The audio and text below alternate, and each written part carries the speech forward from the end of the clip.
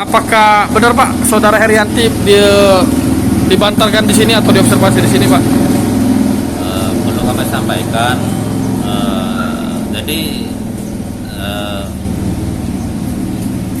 kami sebagai institusi pelayanan medis itu mempunyai aturan yang terkait dengan undang-undang. Ya, dalam hal ini menyangkut ranah undang-undang kerahasiaan data medis bagi setiap pasien. Jadi terkait dengan ini, maka kami tidak punya kewenangan hukum untuk memberikan informasi terkait dengan si tersangka ini. Ya. Jadi ini bagian dari amanah kami, bagian dari kami untuk menjunjung kerahasiaan bagi setiap pasien yang kami rawat di sini. Pak, biasanya kalau biasa diobservasi itu paling lama berapa lama sih Pak? Orang sendiri kalau semuanya masyarakat biasa kami masuk. Mempunyai standar operasi prosedur ya SOP. Itu untuk kasus observasi paling cepat 14 hari.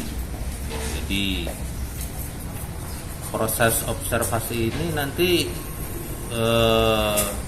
bisa menjadi lama jika ada beberapa penyulit, karena kan yang akan kita periksa adalah pasien dengan gangguan jiwa. Ada yang tidak kooperatif, ada yang mengalami gangguan komunikasi dan seterusnya. Itu yang seringkali menjadi kendala penghambat bagi kami dalam melakukan proses observasi bagi pasien-pasien yang dikirim kepada kami.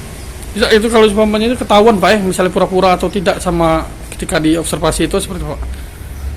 Dengan serangkaian prosedur pemeriksaan akan ketahuan apakah si tersangka ini pura-pura sakit jiwa atau memang betul-betul menderita gangguan jiwa. Herianti ini dikirim ke Kanal Batu, benar kan? Sebagaimana kita proses lidik dan pengumpulan alat bukti, kita tentunya harus mengetahui kondisi kesehatan jasmani dan rohani dari yang mau kita mintai keterangan, memastikan apakah dia layak dalam memberi keterangan. Makanya diperiksakan observasi kesehatan di rumah sakit, karena secara jasmani juga beberapa kali kita periksa juga ada hambatan kesehatan. Mungkin itu saja. Mungkin butuh beberapa waktu untuk nanti kita dengar kesimpulan dari tim yang mengobservasi kesehatan yang bersangkutan. Jadi dia untuk diperiksa dalam perkara apa Pak? Dia untuk perkara penipuan apa kasus yang dua? Ya karena ada dua ya kita dua-duanya ya. Dua-duanya. Keterangan dari tim dokter nanti yang mengobservasi itu bermanfaat untuk dua perkara tersebut. Untuk terkait yang perkara dokter Mirza itu statusnya Herianti sendiri apa Pak? Masih lidik, jadi belum naik sidik. Ada beberapa keterangan dari pelapor yang kita butuhkan untuk memperkuat konstruksi hukumnya. Ya.